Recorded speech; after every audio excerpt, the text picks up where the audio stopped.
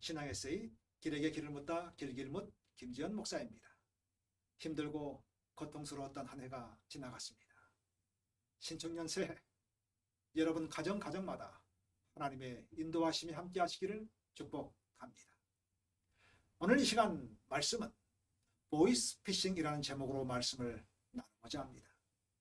얼마 전 제가 출근해서 의자에 앉자마자 핸드폰으로 한 통의 전화가 걸려왔습니다. 여자분이셨는데 제 이름을 대면서 이름이 맞냐고 해서 제가 맞다고 하니까 자신의 신분을 밝힙니다. 서울검찰청 특별수사관 누구인데 라고 말하자마자 나도 모르게 푹 하고 웃음이 나와버렸습니다. 그랬더니 그 여자분이 대뜸 쌍욕을 하더니 전화를 끊어버렸습니다. 보이스 피싱이었습니다. 옆에 있던 우리 전사님께서 그 여자 아침부터 열심히 일한다고 해서 함께 웃은 적이 있었습니다. 다음 포털 사이트에 보이스피싱과 연관된 검찰청에서 온 전화라는 제목의 이야기가 올라왔었습니다. 내용은 이렇습니다.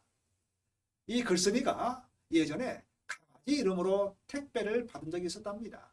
그런데 이 스티커를 제거하지 않고 버렸더니 며칠 후 보이스피싱 전화가 온 겁니다. 검찰청에서 온 전화로 우리 그 강아지 이름을 얘기하면서 그 강아지를 찾는 것입니다. 금융사기에 이 강아지가 연루되어 있다는 것이죠. 그러자 이 글쓴이가 이렇게 답을 했답니다. 지금 사려먹고 자고 있다고 말이죠. 여러분, 보이스피싱에 대해서 알고 계십니까?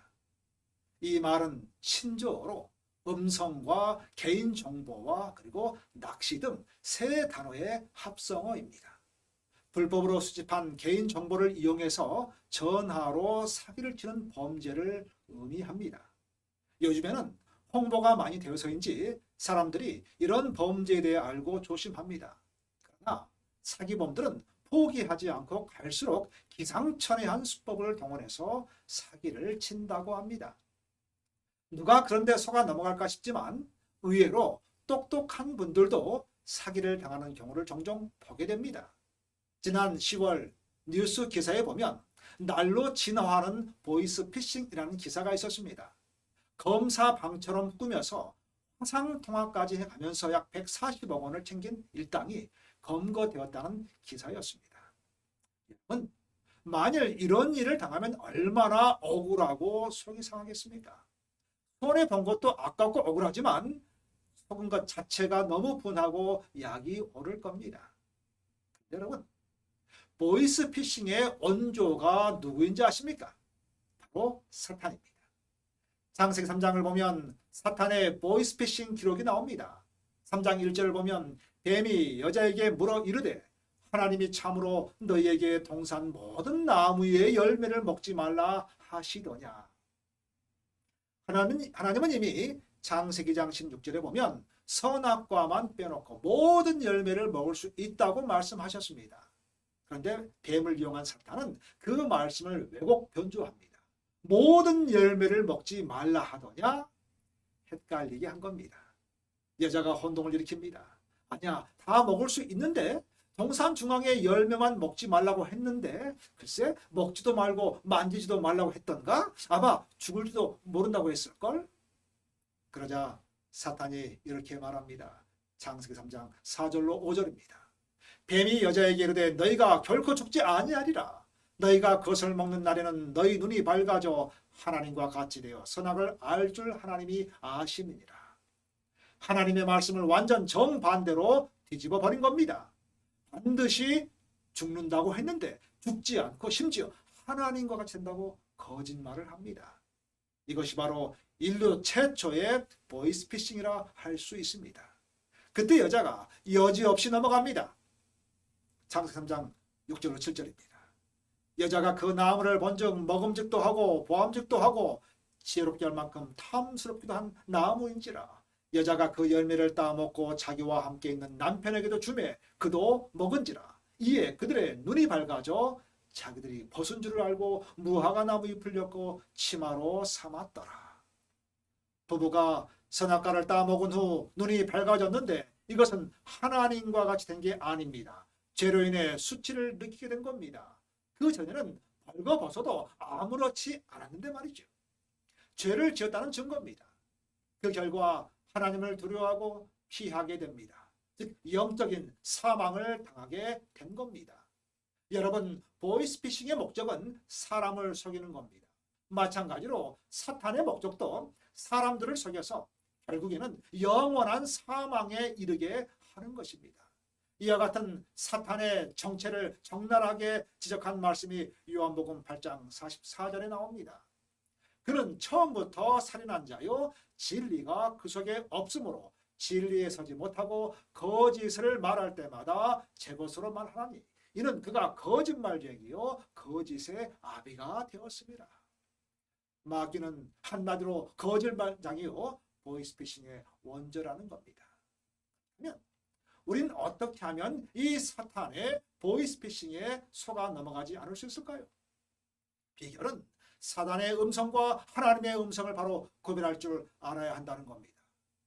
요한복음 10장 4절에 보면 자기 양을 다 내어놓은 후에 앞서가면 양들이 그의 음성을 아는 고로 따라오되라고 말합니다. 양이 목자의 음성을 알듯이 우리들도 목자이신 주님의 음성을 구별하여 알아야 한다는 말입니다. 주님의 음성을 알아들을 수 있는 비결은 바로 말씀과 기도입니다. 특히 사단의 음성과 하나님의 음성을 즉시로 구별하고자 한다면 우리 마음속에 하나님의 말씀을 가득가득 담아둬야만 한다는 얘기입니다. 시편 119편 11절입니다. 내가 주께 범죄하지 아니하려 하여 주의 말씀을 내 마음에 두었나이다. 말씀을 마음에 담아둘 때 하나님의 음성을 들을 수 있습니다. 사탄이 보이스피싱을 해도 속지 않고 물리칠 수 있습니다. 예수님도 이 땅에 거하시는 동안 늘 마음속에 하나님의 말씀을 가득 품고 사셨습니다.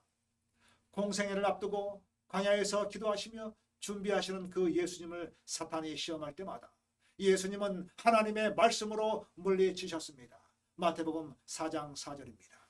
예수께서 대답하여 이르시되 기록되었으되 사람이 떡으로만 살 것이 아니요 하나님의 입으로 나오는 모든 말씀으로 살 것이라 하였느니라 하시니. 마태복음 4장 7절입니다.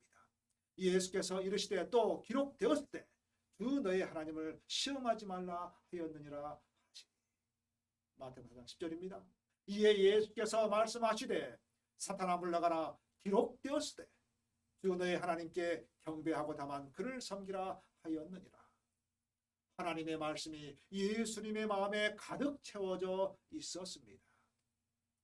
그리고 예수님의 시험 가운데 우리가 잊지 말아야 할 한 가지 사실이 있습니다. 사탄은 한두 번 시험하다가 안 되면 포기하고 마는 존재가 아니라는 겁니다. 계속해서 또 공격하고 또 시험합니다. 누가복음 4장 13절입니다. 마귀가 모든 시험을 다한 후에 얼마 동안 떠나니라. 여러분 여기서 기억할 단어가 있습니다. 얼마 동안입니다. 좋은 기회가 생길 때까지만 떠났다는 겁니다. 다시 기회를 엿보고 시험한다는 겁니다. 다시 온다는 겁니다. 복음서를 보면 공생의 기간 동안 마귀가 예수님을 넘어뜨리려고 여러 차례 시험한 것을 알 수 있습니다. 오늘 우리도 마찬가지입니다. 평생 시험 기간입니다. 그러므로 항상 깨어서 마귀에게 틈을 주지 말아야 합니다. 에베소서 4장 27절입니다. 마귀로 틈을 타지 못하게 하라.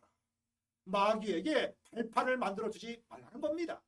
즉 항상 영적으로 깨어 있으라는 말입니다. 그러기 위해서 우리는 기도와 말씀에 집중해야 합니다. 여러분, 보이스피싱의 원조는 사탄입니다. 사탄은 세상뿐만 아니라 영적 세계에도 거짓된 정보를 많이 퍼뜨립니다. 사람들은 그 거짓된 정보에 속아서 인생을 망친 일이 비일비재합니다. 진짜와 가짜를 구별하는 최고의 방법은 진짜를 많이 경험하여 진짜에 익숙해지는 것입니다. 진짜에 정통한 사람일수록 가짜에 속아 넘어가지 않습니다. 거짓된 정보에 속지 않으려면 진짜 정보에 익숙해야만 합니다. 성도의 진짜 정보는 기록된 하나님의 말씀입니다. 하나님의 말씀이 우리 마음속에 가득 차 있어야 합니다.